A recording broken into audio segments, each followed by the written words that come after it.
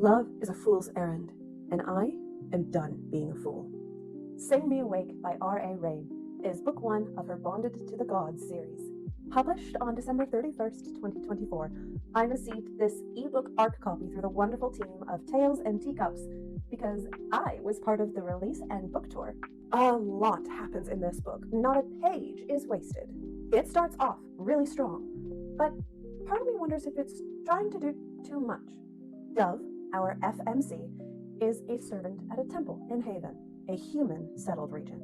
Carrying the physical and mental scars from her childhood, Dove has been told by the priestesses that she is unworthy to become one of them because of said deformities. She is also mute and has been for several years because of the abuse that she has endured by her fellow acolytes, the priestesses, even the high priestess herself. It is there where she happens upon a song that no one else in Haven seems to know. Honestly, it's impressive that Dove manages to teach herself a dead language and a song that no one around her has ever heard. But it's that song that helps her find her voice.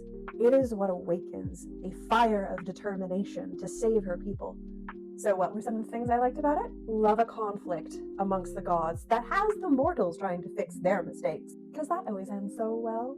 Dove's change to stand up for herself and not take any more abuse. The world-specific use of the words for time. This was also my first time with the why choose trope. I gotta say, I have my favorites, but I'm glad that we don't have any indication about which one is going to get the girl just yet. So those are all the things that I liked, more or less. But what about the things I have critiques for? Consistency in pacing. Though things were always happening, by the end of the book, it was giving the impression of trying to do too many things at once.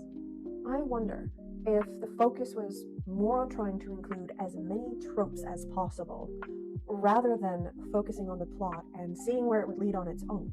And then, if it included all these tropes or certain tropes, then great. Dove's flip to being against the norms that she had been around and grown up with seemed to happen really quick.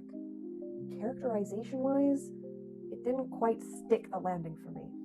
This is a debut novel, published independently. I think it's important to give fair critiques of the works that I read. Overall, I would give Sing Me Awake a 3.75 out of 5 stars for my first time reading it. If I choose to reread this book in the future, I reserve the right to change my mind on this rating. Thank you again to Raine and Tales and Teacups for gifting me this arc. It was a really fun and dynamic read. And remember, does the reader choose the book, or does the book